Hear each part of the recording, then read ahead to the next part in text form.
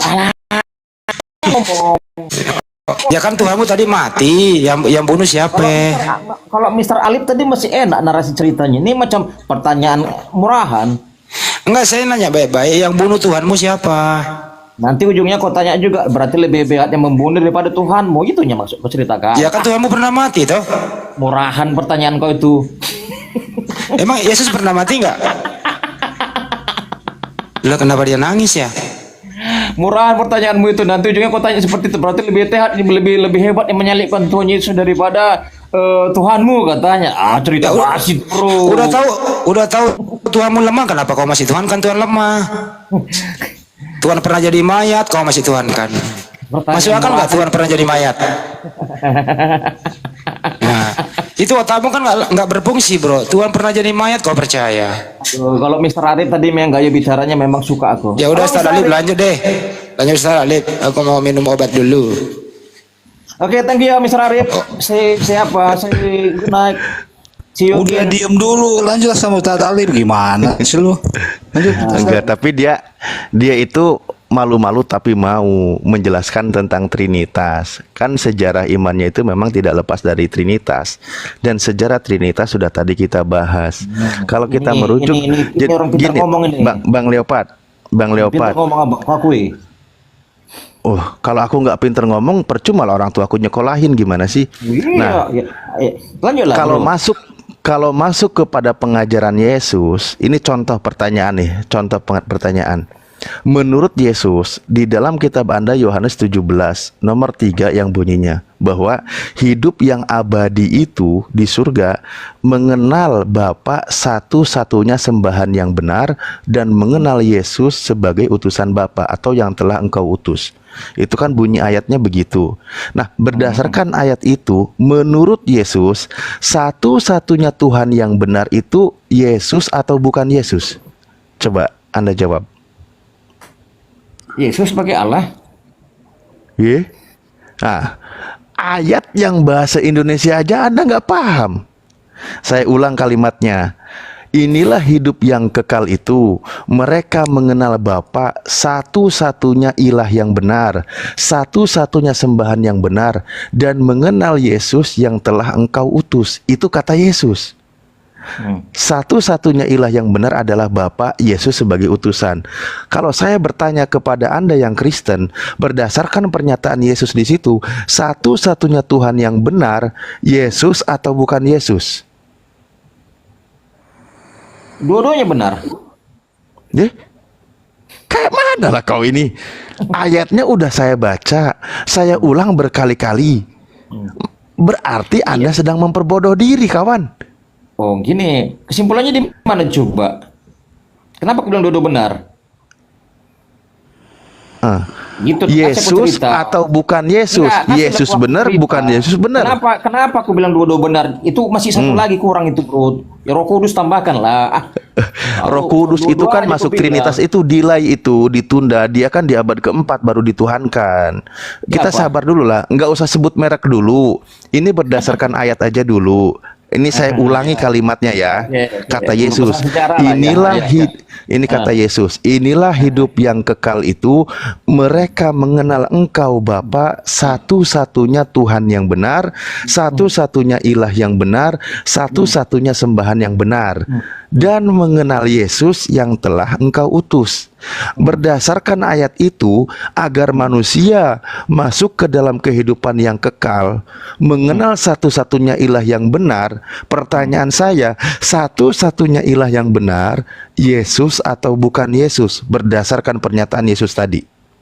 Allah yang mengutus Yesus. Nah, bukan Yesus kan? Yang mengatakan itu Yesus kan utusan Allah. Lah iya, maka berdasarkan pernyataan Yesus, satu-satunya ilah yang benar bukan Yesus, betul? Bro, kesimpulan gini aja deh. Kristennya itu unik, tidak bisa dilogikain. Pakai logika dengan iman. Oh, Palamsen ini nih. Udah. Ya itulah makanya kalau berdasarkan pengajaran Yesus mudah dipahami. Tapi berdasarkan doktrin Kristen yang dari bapak-bapak gereja memang sulit dipahami. Dari mana ngambilnya? Dari konsep pengajaran Trinity. Dari mana asal sejarahnya mengadopsi konsep pagan dewa-dewa terdahulu. Oke lah, kalau seperti itu pengajaran Maudi. oke, udah. Ya, aku maaf. oke, Boleh aku saya terima. ngomong, Pak? Kalaupun latar belakang lagi, itu Bro, adopsi satu. dari konsep paganisme, udah, aku terima. Kalaupun itu konsep hanya atau narasi tidak ada yang menjanjikan seperti janjikan Yesus, ada nggak dijanjikan seperti agama pagan tadi ini bilang Tuhan Yesus, janji keselamatan, ada nggak? Yaitu janji keselamatan Yesus yang Ada Yesus nggak? Ada ajarkan nggak itu. dibilang agama pagan? Kalaupun kau bilang tadi, sorry bro ya, aku orang Medan, ngomong kau ya. Ya nggak apa-apa lah. Nah ya kan, aku orang Medan. Aku Nggak orang apa-apa, Oxford gitu yang juga ngomong. biasa Hari ini aja. tahu- Sudah tahu- jawab aja udah, mau orang Medan mau orang jawab. Ya, Aman, etika- aman, aman. Harus punya etika komunikasi dong. Kalau kau kok Iya, disuruh iya, itu siap. Betul. Udah lanjut, aman. lancar Ya, dulu, aku Saya apa yang kau tanyakan? Ya, saya tanya. Makasih ya untuk kesempatan yang diberi. Saya Kristen, Pak. Oke bro, lanjut. Halo, iya saya Kristen. Pak, saya nanya ke Bapak. Bapak bilang Kristen itu berasal dari agama pagan. Bukan aku yang bilang kok. Bukan, ini Pak siapa namanya tadi? Alip.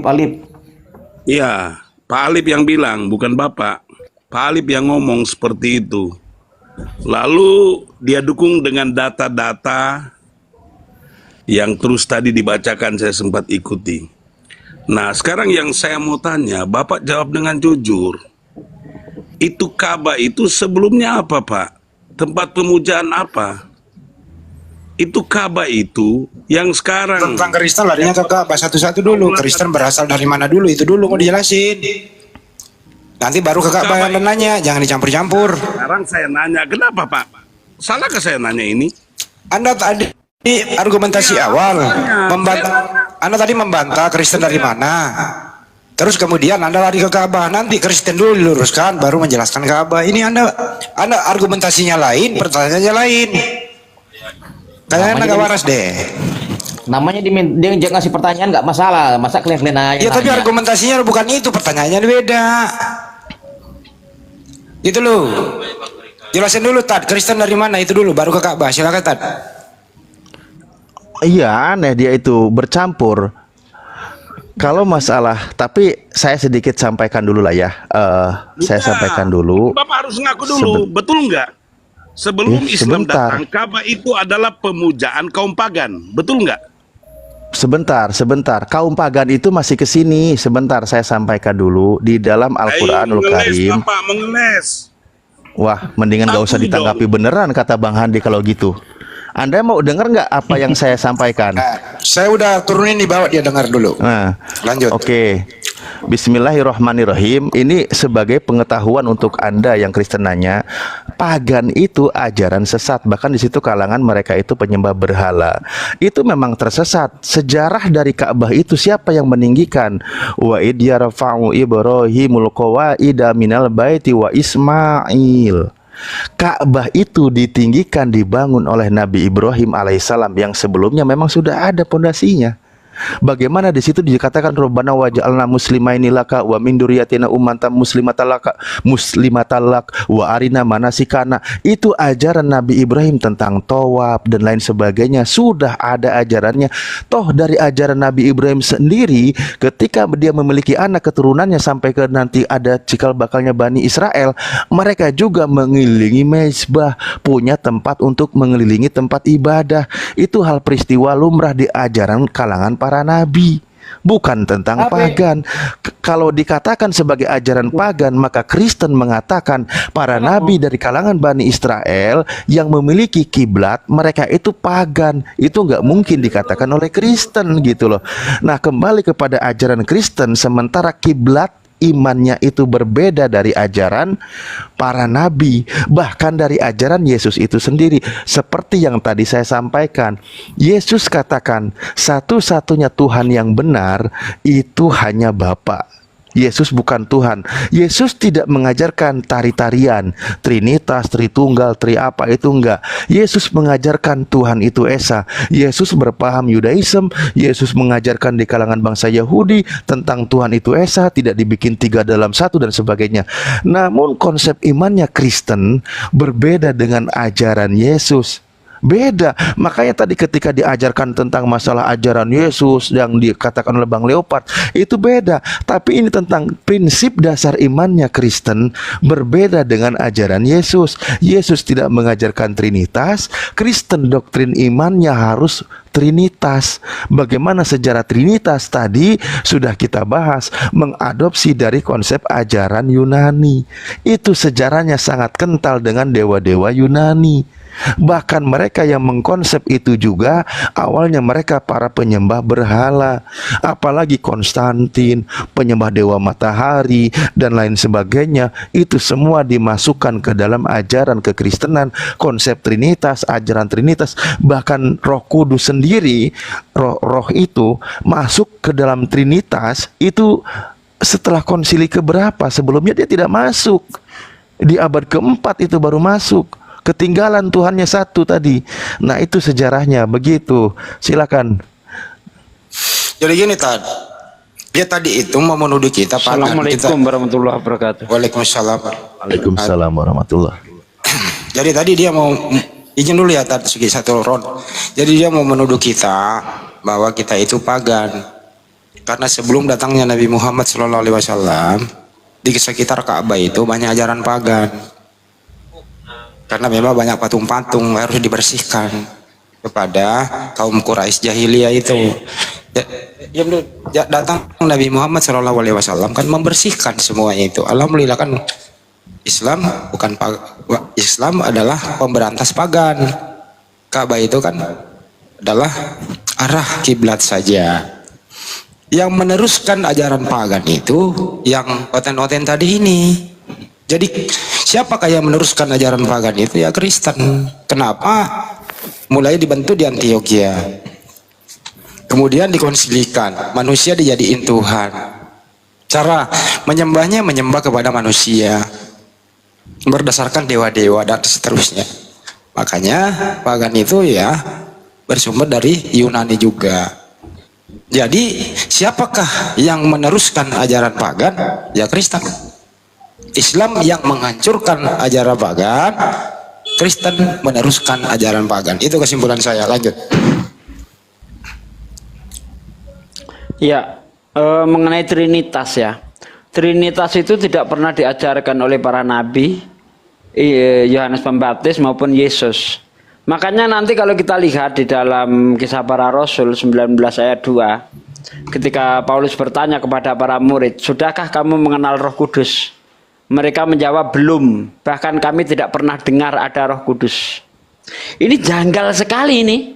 Katanya Roh Kudus termasuk salah satu unsur Trinitas. Tapi para murid yang sudah percaya tidak pernah dengar ada Roh Kudus. Ini menunjukkan apa? Menunjukkan Trinitas tidak pernah diajarkan. Ya, Roh Kudus itu nanti dimasukkan ke dalam Trinitas itu pada waktu Konsili Kalgedon tahun 481 Masehi itu kalau nggak salah ya. Nah, jadi gimana ini Kristen ini? Bahkan para murid saja nggak pernah dengar ada Roh Kudus. Kok orang-orang Kristen sekarang mengatakan Tuhan itu Trinitas, Bapa, Putra, dan Roh Kudus? Yesus nggak pernah mengajarkan itu. Ya, Paulus nggak pernah mengajarkan itu. Para murid juga nggak pernah mengimani adanya Trinitas. Silakan, Leopard, apa jawabanmu mengenai para murid yang nggak kenal Roh Kudus itu? Tuhan Yesus pernah menjanjikan sebelum naik ke sorga ada dua amanat agung. Baptislah semua bangsa di dalam nama Allah Bapa, Putra, dan Roh Kudus. Itu tidak berbicara tentang Trinitas di situ. Itu berbicara tentang pembaptisan. Belum siap kok ngomong. Ya, lanjut. Bisa nggak ngomong? Silakan. Setelah aku naik ke sorga, aku menjanjikan Roh penghibur, ialah Roh Kudus. Ada nggak sih dibilang Tuhan Yesus, Roh Kudus? Ada kan? Allah Bapa semesta langit dan bumi dulu berfirman langsung sama nabi-nabinya sebelum datang Tuhan Yesus. Itulah kalau di dalam kitab dalam pengajaran Israel, Yahweh, Yud Api, entah apa Yahweh, Adonai, Elohim, banyak gelar-gelarnya. Sama macam aku, ada yang bilang si Leopard, ada yang bilang aku I am the best, sama seperti kita di sini, punya nama masing-masing. Kemudian karena rusaknya manusia ini, Tuhan Yesus menjanjikan seorang juru selamat. Dan sebelum Tuhan sendiri, Yahweh mengucapkan seperti itu, sudah ada nubuatan para nabi. Nabi yang sudah ngomong langsung sama Yahweh. Datanglah Yesus. Tapi dia dalam bentuk manusia. Bukan Yahweh langsung. Gimana manusia menengok Tuhan? Bisa nggak? Kutanya abang semua di sini. Bisa nggak manusia nengok Tuhan? Manusia tidak bisa melihat Tuhan, dan Tuhan tidak pernah berjanji akan datang sebagai manusia. Oke. Betul bro. Ya betul ya, Tuhan nggak pernah berjanji akan datang sebagai manusia ya. Kalau Tuhan melihat manusia atau manusia melihat Tuhan kan bisa mati kan? Jadi iya, itu setuju. Cuma yang jadi masalah Tuhan itu nggak pernah berjanji akan datang sebagai manusia. Setujulah kita di situ. Iya setuju. Anda setuju nggak kalau Tuhan nggak pernah berjanji akan datang sebagai manusia? Nubuat Nabi itu sudah diceritakan. Di mana nubuatan yang mengatakan Tuhan datang sebagai manusia? Di mana? Bukan Tuhan akan lahir seorang juru selamat. Kalau juru selamat itu tidak bisa dibilang Tuhan. Musa juga juru selamat. Anda baca di dalam Yesaya 19 ayat 20. Musa juru selamat. Yang membedakan Musa dengan Tuhan Yesus ada nggak? Nggak ada, sama-sama manusia. Sama-sama diberi kekuatan. Sama-sama diberi kekuatan oleh Tuhan. Apa bedanya? Cuma bedanya itu kelahiran saja. Nah, kelahiran seperti Yesus itu bukan cuma Yesus. Anda baca di dalam Yohanes 1 ayat 13. Orang-orang yang dilahirkan bukan dari darah, juga bukan dari daging, juga bukan atas keinginan seorang laki-laki, melainkan berasal dari Allah. Di situ orang-orang jamak, bukan cuma Yesus.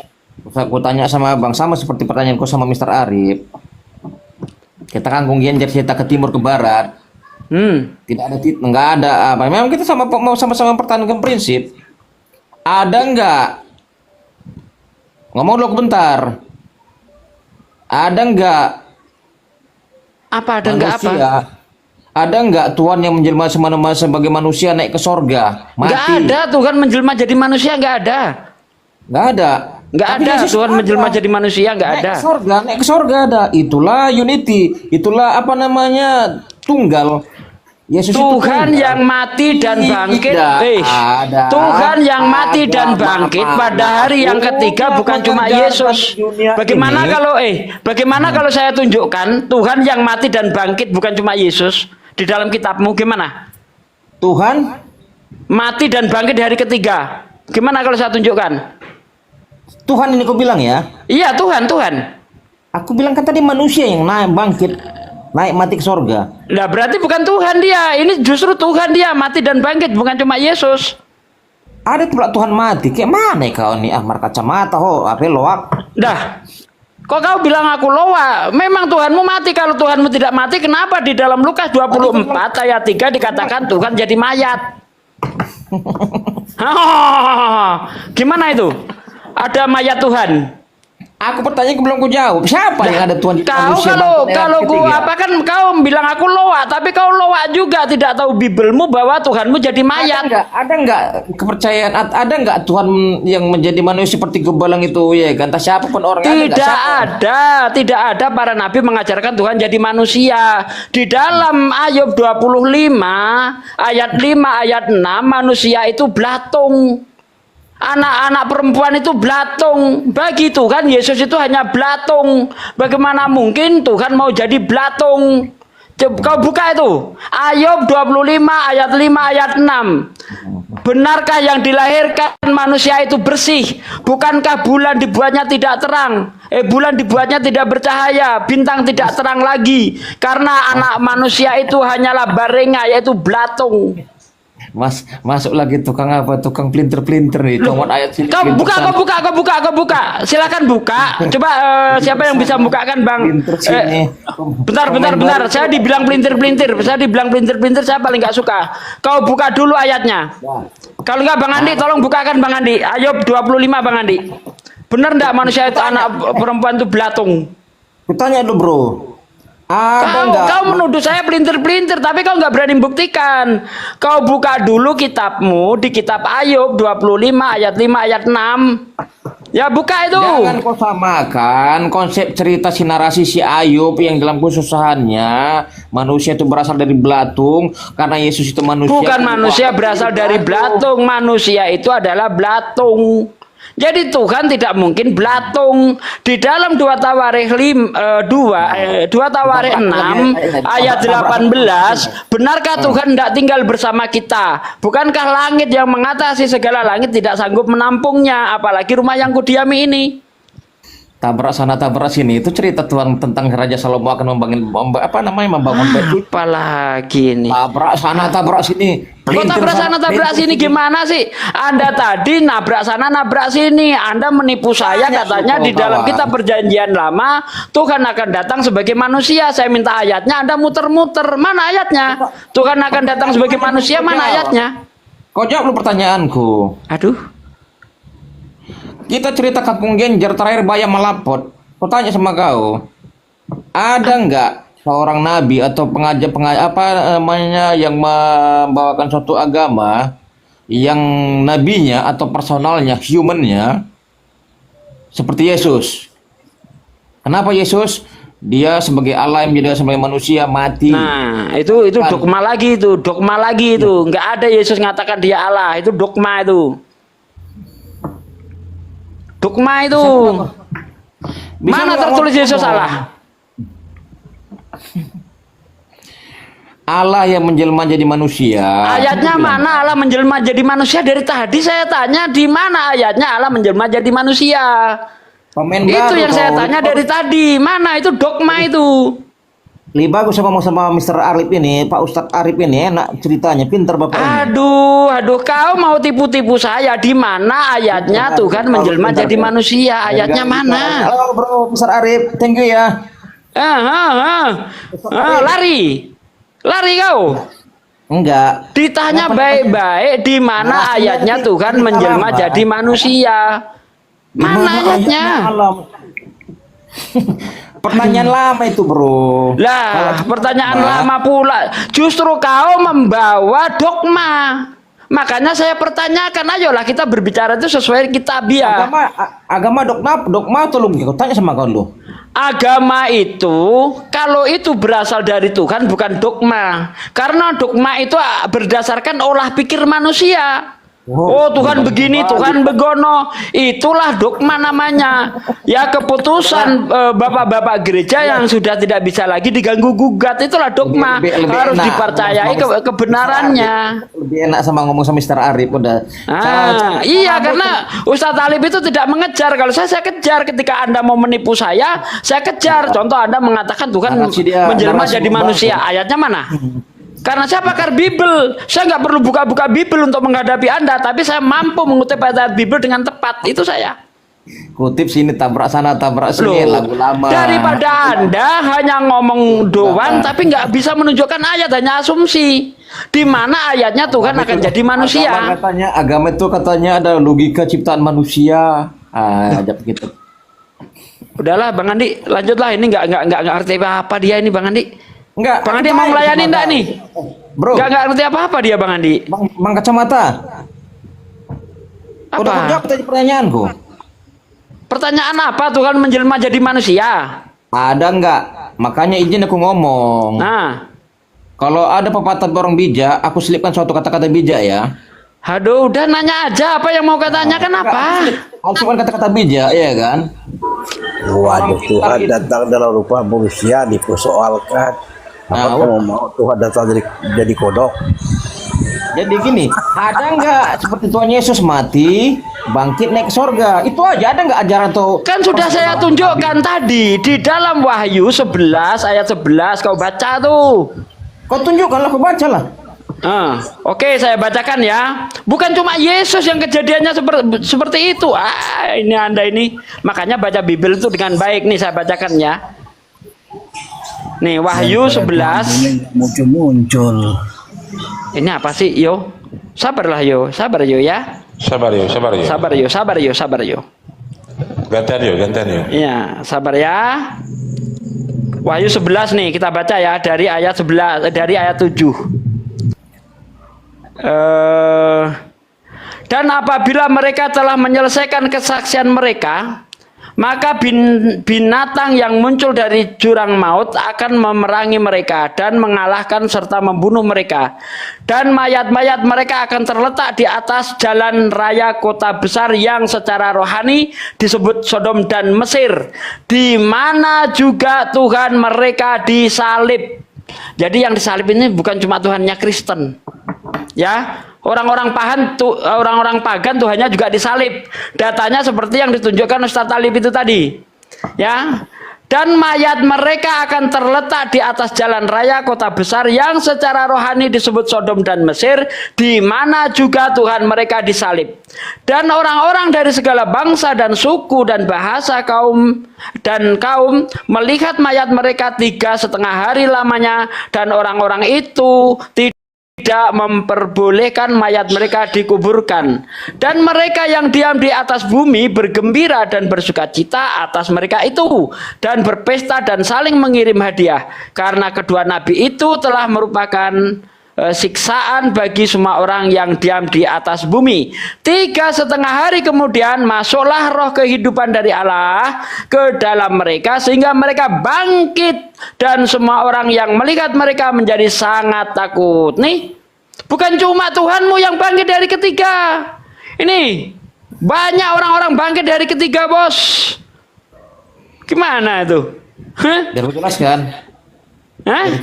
Biar aku jelaskan. Jelaskan apa? Kamu jelaskan. Apa? Itu adalah cerita tentang akhir zaman, penghakiman, hari kiamat. Iya, ini bercerita tentang hari kiamat, tapi peristiwa Tuhan disalib itu, ya emang di surga ada Mesir gitu. Coba nih, ada Sodom, ada Mesir. Emang di surga ada Sodom, ada Mesir. Udah aku susah ngomong sama kau, kayaknya kau berbelit-belit cakap. Ini bercerita tentang masa lalu. Diceritakan ketika penglihatan Yohanes di Pulau Patmos. Itu kita Anda ini gimana sih? Kau tak, itu kan kitab Wahyu kan? Iya. Arti Wahyu Betul. tahu kan? Wah, tahulah. Kenapa nggak tahu? Itu kitab hasil mimpi Yohanes di Pulau Patmos. Dulu namanya itu kitab mimpi. Supaya keren diganti Wahyu. Iya, dulu itu tertulisnya itu kitab mimpi Yohanes di Pulau Patmos. Sekarang biar keren diganti kitab Wahyu.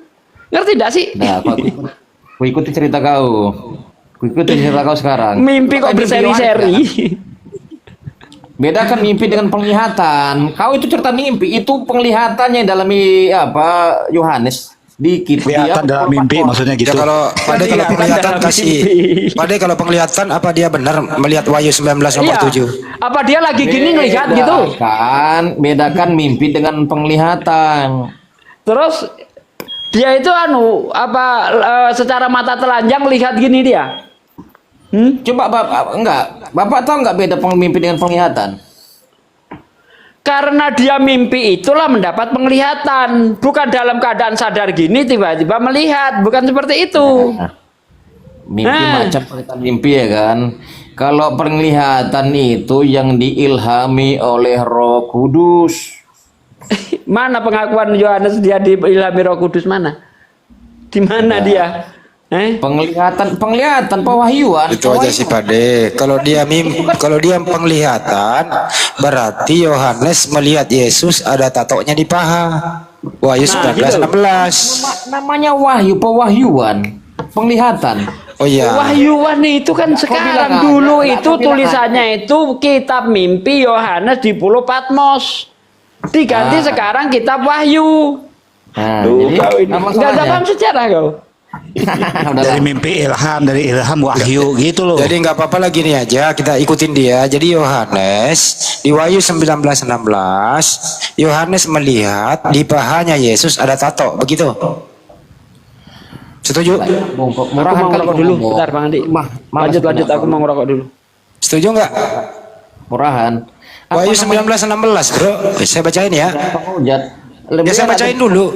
Saya bacain dulu ini. Bu. Hujat orang ada di kitabmu kok gimana sih? Makanya Kita bacain ya, lu diam dulu tak bacain. Jadi jangan jadi raja-raja comot ayat, comot sayap sini, tabrak sana, tabrak sini. Iya kan kamu tadi gantian ngomong bro, kan kamu tadi ngomong. Udah deh. Aku goodbye ya. Malam mingguan ya. Ya kena dia, kena dia, Pak, lemah.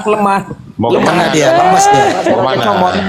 Raja Birahi ya, hebat. apa sih suka kali apa namanya memutar balikan firman Tuhan, coba sana tabrak sini tabrak sana menurut asumsi kalian. Menurut data. Waduh. Makanya dengarkan dulu saya bacakan. Limit dulu, limit saya bacain sebelum kau pergi dengerin. Ini enggak hujat ini. Menurut Anda tadi Yohanes itu melihat penglihatan. Berdasarkan penglihatan Yohanes, saya baca nih. Yohanes Wahyu 19:16. Pada jubahnya dan pahanya tertulis suatu nama, Raja segala raja, Tuhan di atas segala Tuhan. Jadi Yohanes melihat langsung ada tulisan di pahanya Yesus. Saya ikuti maumu loh tadi penglihatan. Betul apa betul nih? Ada tulisan di pahanya Yesus. Pakai celana pendek dia kok bisa tembus pandang gitu loh. Di surga loh itu Yesus pakai celana pendek, ada tulisan di pahanya. Bagaimana? Setuju? Tambah lagi. Yohanes melihat langsung Yesus menyaksikan perkawinan Yesus di surga karena pengantinnya sudah siap sedia di Wahyu 19 nomor 7. Itu penglihatan Yohanes melihat Yesus kawin di surga. Setuju? Setuju? Setuju. Oke, makasih kalau setuju. Ini maumu loh mengatakan penglihatan. Setuju. Saya mah asik-asik aja, lu bilang penglihatan, oke. Lu bilang mimpi, oke. Terserah lu menafsirkan. Kabur dia Bang Andi. Pergi Dia kan? kalau kepepet itu lari-lari dia Bang Andi.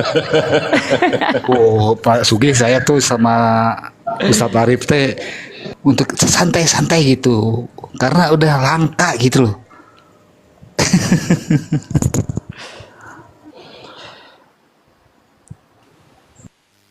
Kita sih asik-asik aja ya. Lu mau bilang mimpi silakan, mau bilang penglihatan ya silakan.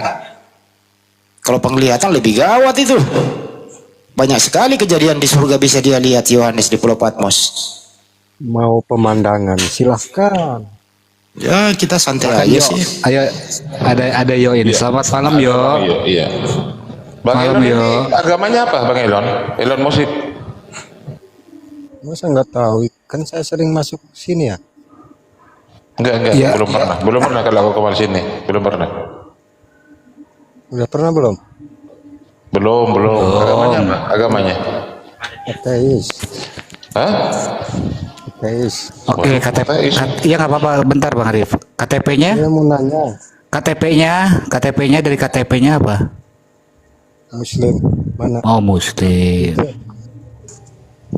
Ateis itu ateis itu tidak boleh bernapas di Republik ini karena kalau ateis itu makar, tidak percaya sila Pancasila yang pertama. Silakan Anda pergi ke Burundi, tinggalkan Indonesia sekarang juga kalau ateis ya. Oke? Kok gitu? Dia ketuhanan sila pertama apa maksudnya? Pancasila. Coba baca sila pertama itu apa? Ketuhanan yang Maha Esa. Ateis percaya nggak sila pertama? Pahami dulu lah sila pertama itu. Ya lu percaya nggak sila pertama itu? Sekarang nggak bisa menjawab. Silakan Bentar. tak kirim langsung ke Burundi sekarang juga. Karena Burundi nggak berpancasila. Di Indonesia Dia pura-pura Bang Andi, KTP Islam. Ateis Dari itu Oten kalau dia. dalam pandangan saya nggak beda sama komunis sih. Komunis nggak percaya Tuhan, ateis nggak percaya Tuhan, ya sama aja komunis. Ateis itu komunis. Pelan-pelan, Makanya Pak, nggak deh. berhak hidup di Indonesia. Iya betul. Nggak boleh, karena kalau kamu ateis artinya tidak percaya sila pertama ketuhanan yang Maha Esa. Jadi semua warga negara Republik Indonesia wajib bertuhan, tapi tidak dipaksa. Si Yoyo geblek. Tidak dipaksa kau mau menuhankan ya apa? Yang penting kau menuhankan siapa kek? Kan gitu. Yang penting lu bertuhan. Mau bertuhan sandal jepit juga nggak apa-apa ya kan? Iya, yang penting bertuhan dulu gitu loh. Ya kalau sama sekali nggak bertuhan, berarti Anda bukan warga negara yang baik. Ya bertuhan kan Yaman bisa ya. Ya, kamu kan mentuhankan manusia, Yesus. Pertanyaannya siapa yang menuhankan Yaman tuh siapa gitu loh. Kok ya, negara kok dituhankan gimana Dengar sih? nggak Bang Andi barusan dia ngomong? Iya, menuhankannya. Yaman gila apa? Terus siapa yang menuhankan Romawi? Ayo. Para kadrun di Indonesia menuhankan. Oh iya betul, kadrun itu. Kadrun Penyembah itu. sutradara film porno ini kenapa ini? Sutradara film porno. Pade, jawab. Bentar, Pak De. Pade, Bentar. jangan ngomong gitu, Pade. Bentar, kadrun itu kafir dungu turun temurun. Tuh, jelas ya, yo. Oh berarti dia ini kalau nggak salah PKI dia ini Bang Andi, karena dulu yang memakai kata kadrun itu PKI. Anda PKI kan? Wah bener, karena Kristen itu berkembang pesat itu setelah pembubaran G30 SPKI. Nah dari situlah komunis, para PKI itu kan pada waktu itu setiap negara kan diwajibkan untuk setiap negara itu kan setiap warga negara itu kan diwajibkan untuk beragama. Nah ex PKI ini masuknya ke Kristen semua, sehingga Kristen itu pesat dia ya, saat itu langsung dari 3% menjadi sekitar 7%. Nah ini salah satu ini, kalau nggak salah ini komunis ini. Iya, keturunan komunis. Walaupun Anda Kristen, tapi saya yakin Anda keturunan komunis, keturunan PKI kau. Iya kan? Udahlah Pak De, jangan terpancing, nggak ada gunanya, sampah. Nggak apa-apa Bang Andi, kesempatan kita untuk membongkar borok mereka di masa lalu Bang Andi. Memang Kristen itu kalau bukan dari Cina, karena Cina waktu itu kan juga harus dipaksa untuk beragama di Indonesia. Entah agamanya apa silakan. Nah karena Cina ini mempunyai kebiasaan makan babi, dia milih agama yang membolehkan makan babi. Nah kemudian komunis, ya kan, karena dia itu sangat benci dengan Islam, ketika negara itu mewajibkan setiap warga negaranya untuk beragama, ex-komunis itu larinya ke Kristen. Maka jangan heran kalau Kristen-Kristen itu sangat benci dengan Islam, karena nenek moyangnya adalah komunis. Itu di masa era tahun 60-70. Sebelumnya Kristen-Kristen ini berasal dari Londo Ireng. Nah, begitu. Tentara Kenil waktu agresi militer yang kedua itu, tentara Kenil kebanyakan dari Manado dan Ambon, itu sejarah. Ya, ini tidak mendiskreditkan ras ya. Ini sejarah memang begitu. Tengok sejarah itu. Kenil-kenil itu mayoritas dari Manado dan Ambon. Ngerti? Memang awal mulanya antek-antek Belanda, kemudian yang periode kedua dari ex-komunis. Nah, jadi jangan heran kalau Kristen-Kristen itu sangat benci dengan Islam, jangan heran. Gitu.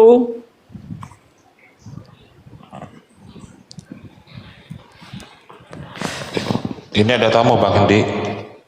Framing, selamat malam.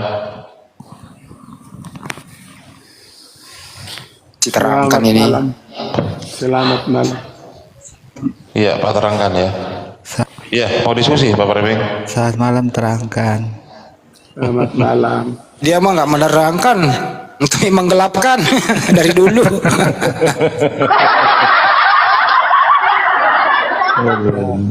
Jangan gitu dong, Celebes. Silakan Pak terangkan, ada yang mau disampaikan. Apa mau saya sampaikan ke peterangkan, silakan.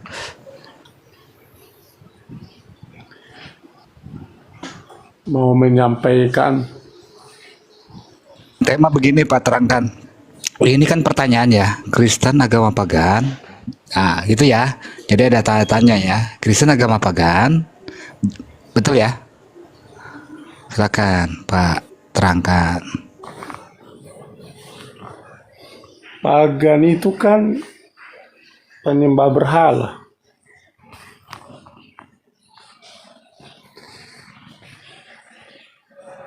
Jadi kalau menyembah berhala adalah yang menyembah kepada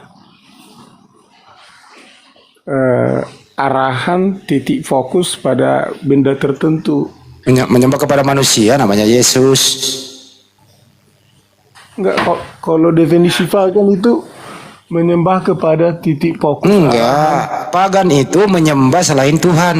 Berarti Daud pagan, Bang Andi. Daud pagan. Karena Daud ngomong begini, aku hendak sujud ke arah baitmu yang kudus ya Tuhan Allahku. Arah. Kata dia nanti kalau dia pakai arah ke titik tertentu pagan, berarti Daud pagan. Nenek moyangnya Yesus pagan berarti. Iya, arah tapi kan tidak ada di sana. Nah, batu pakai hajat. tapi sekarang Bang Andi, pakai tapi dia Bang Andi. Nggak ada Pakai batu tapi. Kayak gini selalu ada jawabannya, Pak. Dia Iya, namanya juga pakai tapi. menggelapkan data, bukan menerangkan. Jelas-jelas di Mazmur 182 itu. Aku hendak sujud ke arah baitmu yang kudus. Arah bait yang kudus ya Tuhan Allahku. Daud pagan. Jadi yang tidak pagan itu nyembah anak orang. Nah, itu nggak pagan bagi dia. Arah itu bukan ke batu yang tertentu. Kalau kamu Kau lihat kira di dalam, arahnya Daud sujud ke arah mana? kalau kamu lihat Arah Daud sujud kemana? kalau kamu lihat pernyataan Daud tentang arah, dia juga ke surga juga disebut arah. Jadi Daud ibadahnya ndongak gitu, ndongak. Sujud tapi kepalanya ndongak gitu. Kau ini aduh koplak juga nih orang. Kalau maksudnya- sujud itu ya Dengar dulu, mukanya dengar dulu. menyentuh tanah. Kalau kamu bahas tentang arah di dalam konteks pernyataan Daud, Udah lah Bang Andi, orang kayak gini males aku. Bang Andi mau layani dah. Enggak ngerti Enggak, apa-apa dia. gini Pak Sugi, menjelaskan sebentar. arah. Ini frame si terangkan ini kan lu yang tadi ngomong soal arah pagan itu, yang ini menentukan satu arah kan begitu. Gimana sih lu? iya, Giliran dikasih arah, katanya tapi gimana sih lu? karena ketika saya katakan pagan adalah berfokus pada satu tempat arah, lalu si Sugi mengutip dari Al-Quran seolah-olah Bukan, pernyataan Raja di Daud. Bible itu Daud menyembah kepada arah baitmu. Betul. Gimana saya bilang Mazmur, seolah-olah dibilang Quran kan koplak kan?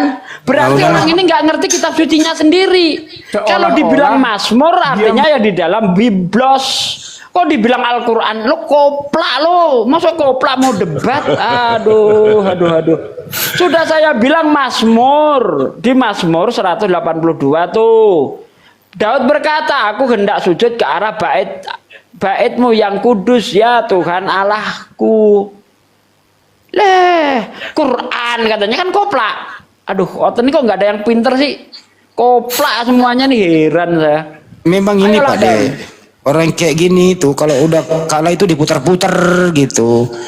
Pura-pura budak nggak mau dengerin karena udah ketabok argumentasinya sendiri. Karena yang dimaksud dengan pagan menurut dia itu ya, kalau menyembah menuju arah tertentu, nah itu pagan. Dikasih Mazmur 182, dia bilang ada tapinya menurut dia, gitu loh. Dikarang-karang lagi, diputar-putar lagi. Ini memang Oten ini otaknya udah sengklek kayak gini-gini, sengklek semua gitu loh. Ya, Apa ya kira-kira? karena orang itu makanya pada sengklek semua otaknya itu. Ada kayaknya Untuk yang di YouTube saya promosi dulu. Untuk yang di YouTube ya, yang di channelnya Bang Andi atau channel manapun, jangan lupa didukung channel Bible Berjalan. Penontonnya masih minim ini, gimana ini? Ayo kita yang berbusa-busa menyampaikan di sini. Channel orang yang rame Bang Andi, yang ditonton Bang Andi, yang tidak jelas siapa orangnya itu Bang Andi. Gimana ini Bang Andi? tahu. Netizen tontonlah ini kah apa? Oh, sekolah kerja dong Pak De. Aduh, ya Allah. Jadi bukan kita melarang untuk nonton, tapi nontonlah channel yang kau kenal. Itu loh, kan banyak juga Setidaknya yang lain. narasumber lah, narasumber. Iya. Yang jadi narasumber itu ditonton gitu loh. Ini entah channel apa, nggak tahu orangnya, silaturahmi dengan kita nggak pernah, pada ditonton. Ya Allah ya Rabbi. Yang punya channel enjoy aja makan hasil keringat kita. Kita yang berbusa kiri kanan 1 kali 24 jam, kita yang diomelin, kita yang berisiko ditangkap, dilaporin. Banyak yang channel-channel asal ngejeplak aja, ditonton, tapi ya gimana ya netizen ini kok nggak pinter-pinter itu ya. Bukan yang di sini, yang dapat penonton di YouTube itu loh. Banyak tuh channel-channel melive-kan kita punya diskusi, tapi nggak tahu orangnya yang mana gitu. Orangnya yang mana? Nggak jelas siapa orangnya gitu. Benar ya Pak ya? Iya. Entah siapa itu, nggak kenal kita Bang Andi, nongol hidungnya ngucapin salam ke kita aja nggak pernah itu, ngucapin terima kasih ke kita aja nggak pernah Bang Andi. Terima kasih ya Bang Andi, Pak Sugi, Bang Juma, berkat kalian kami bisa makan, kan gitu kan? Nggak ada Bang Andi. Ini Di bawah silaturahmi lah. ini di bawah katanya, si Tarigan ini nih. katanya Islam Islam negara miskin. Indonesia mayoritas Islam. Kalau gitu saya persilakan sekarang keluar dari Indonesia, pergi ke Burundi, oke? Kalau Anda mengatakan Islam, saya kasih data ya. Negara paling miskin dunia ini 99,9% semuanya Kristen adalah Burundi. Negara terkaya ya adalah Qatar, mayoritas Islam. Ya, agama yang paling miskin moralnya agama lu. Udah tahu manusia dituhankan. Yang paling merusak moral manusia di muka bumi ini agama lu. Apa sebabnya? Apa kata Melato Bang Andi? Ya kayak gitulah. Saya kasih data dulu satu.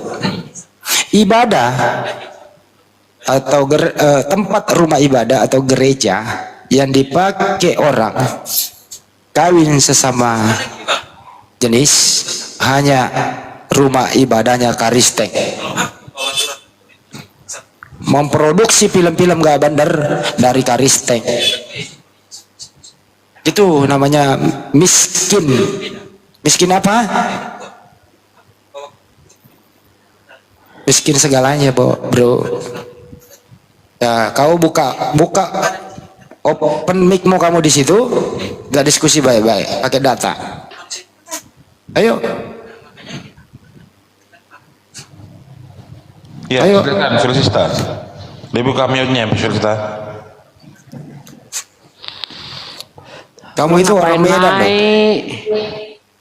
Kalau di sini cuma jadi badut, ayolah tunjukkan mukamu, tunjukkan ilmumu gitu, ayo. Nih gue sebutin 10 negara termiskin. Ya. 1 Sudan Selatan. Nah, Sudan Arab bukan. Sudan Selatan itu mayoritas Oten Kristen. Mana kok turun? Ya kena data. Itu mayoritas Oten ya, Sudan Selatan itu. Yang kedua Burundi yang tadi Bang Andi. Yang ketiga Republik Afrika Tengah, itu mayoritas Oten. Semua itu yang 3 ini yang saya sebutkan mayoritas loh. Bukan negara Islam di situ. Itu kan kena ketabok lagi kan? Kalau kamu bilang Indonesia negara miskin kayak mayoritas Islam, ya kok keluar dari Indonesia? Karena Burundi nunggu lu. Susah amat sih lu jadi orang. Udah tahu miskin masih bertahan lu. Coba negara kriminalnya tertinggi mana aja Bang Yan? Ya di Eropa apa itu lupa adalah. Kristen juga agamanya. Ya betul ya. Saya kembali ke Melatok bahwa di mana ada kantong-kantong Kristen, ya, disitulah terjadi malapetaka. Nggak usah saya jelaskan satu persatu ya. Malapetaka. kata Pendeta Melato, untung sekali Indonesia yang mayoritas Islam. Kenapa? Bisa memfilter budaya-budaya, jeruk makan jeruk, si BT itu loh, si pelangi itu masuk di Republik ini. Nggak bisa ngebayangin kalau Kristen yang berkuasa.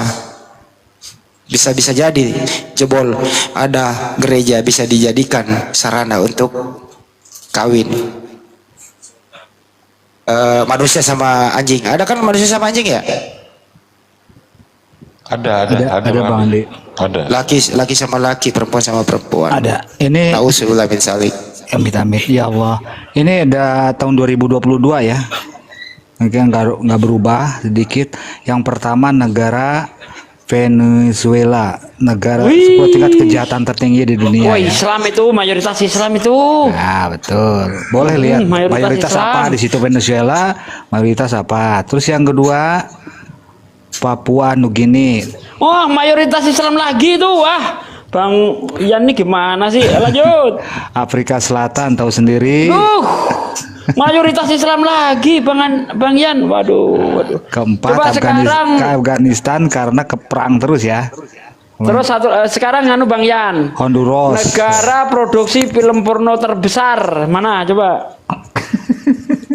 Coba saya ingin tahu ini. 10 Awas negara kena aja ya. YouTube Pak, awas kena YouTube. Enggak apa-apa, Pak. Pembuat film Prono aja. ya. Itu Bang, itu tetap pasang. Oh, bukan nggak ada 10, cuma 5. Nah, apa aja coba? Oke. Pasti Arab nomor 1 itu Arab. 1 Coba. Kanada. Oh, Kanada mayoritas Islam. Terus Ada 5 Pak De, sebentar. Mana ini? Aduh. Astagfirullahaladzim. Ayo. Brasil. Ya, bentar. oh, mayoritas Islam lagi Bang Andi. Waduh, Ya, Islam ini gimana Jepang, sih?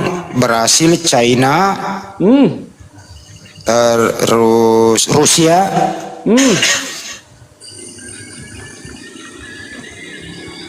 Mayoritas Islam semua itu. Oh, ke 1 Jepang. Iya dong.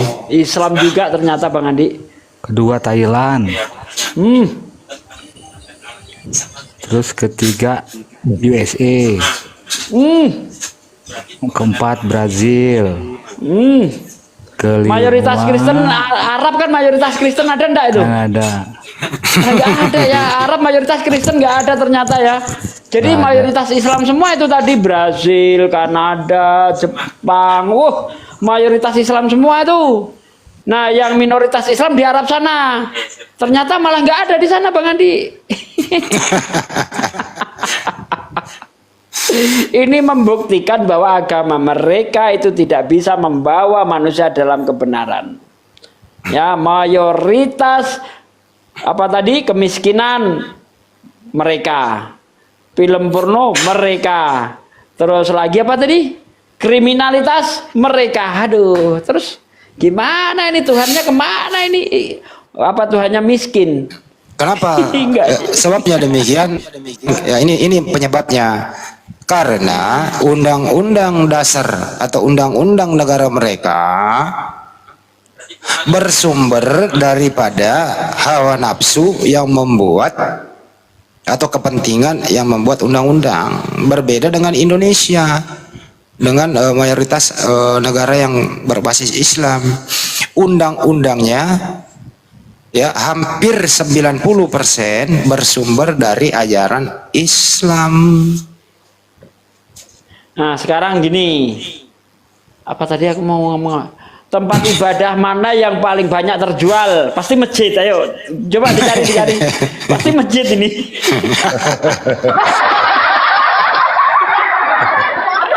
Coba tempat ibadah agama apa yang paling banyak dijual? Pasti jawabannya masjid. Wah, keren. Coba cari Pak Yan, saya terusin dulu ini ya. Ini edukasi buat teman-teman semua juga ya. Kenapa mereka ini sebebas-bebasnya judi, prostitusi, film porno, semuanya? Karena undang-undangnya itu tidak berdasarkan kitab suci dari Sang Pencipta, bebas mereka.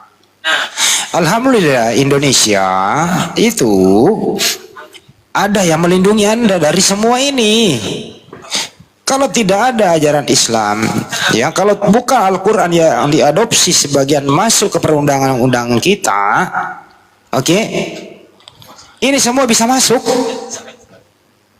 Karena bisa legal ini semua, perjudian, miras, prostitusi, apalagi film porno, si bete, si pelangi, semua bebas. Ya, alhamdulillah undang-undang kita sangat ketat di bawah perlindungan Islam. Di bawah perlindungan Islam. Kenapa saya bilang begitu? Ya, baca aja di Al-Quran dan hadis. Coba kalau berdasarkan Bible, coba berdasarkan Bible Pak De, sebuah undang-undang boleh nggak? Hancur. Apalagi perjanjian baru, hancur mina. Ada nggak Bang Andi? Saya mau tanya, bar milik Haji Abdullah itu ada nggak Bang Andi? Paling milik Acong, Simbolon, ya kan kayak gitu tuh. Coba cari deh bar milik Haji Abdullah gitu, coba ada nggak tuh? Atau lokalisasi milik Hajah Markonah itu ada nggak tuh? Aduh. Coba carikan saya. Kebanyakan Kristen Pak De dijadikan bar, dijadikan masjid. Itu Atau di gini ini Amerika Pak De, dan Eropa. toko miras milik Haji Ibrahim misalnya. Rata-rata saya lihat toko miras milik Alek, Michael, iya kan? David, Acong,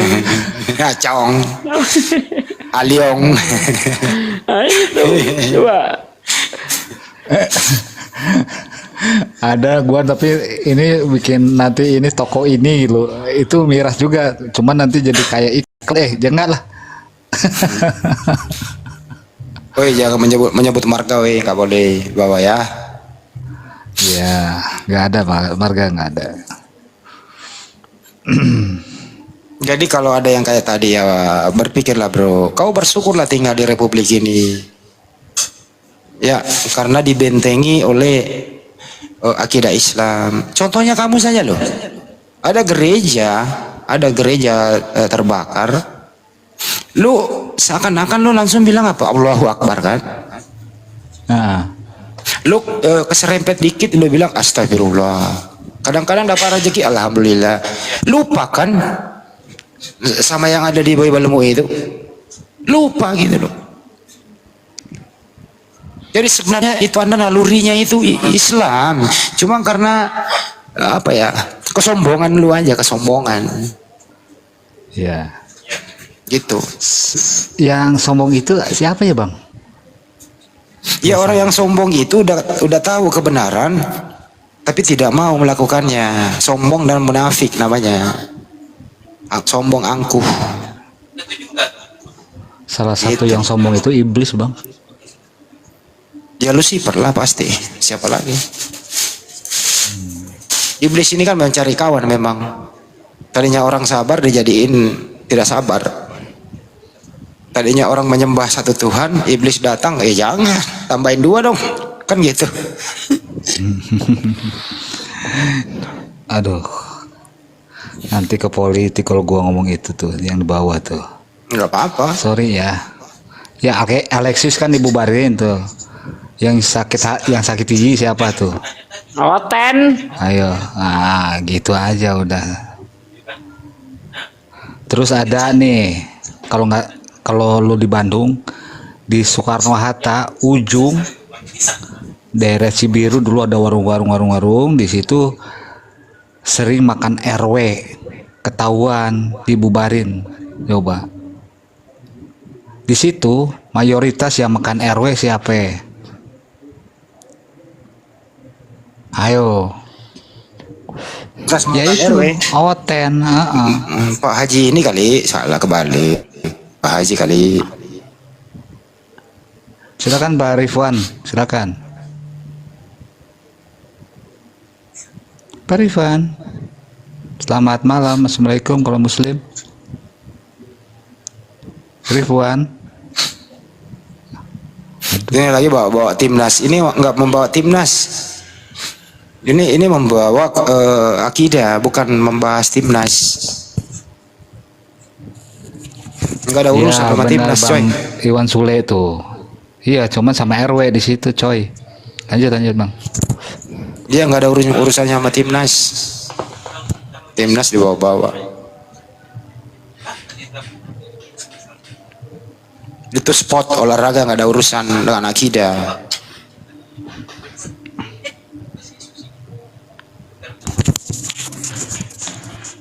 Tapi negara yang mayoritas penduduknya Kristen, tidak ada negara yang mengambil Bible itu sebagai landasan hukumnya, nggak ada. Coba tunjukkan, nggak ada. Kagak ada. Apa yang mau diadopsi di sana? Belanda menjajah itu Bang Andi dari situ. Dari situ, Ulangan 20. Iya, dari situ tuh. Itu yang dipakai itu. Enggak sinkronisasi, kemarin saya bicara nih Mas Sugeng. Hampir bukan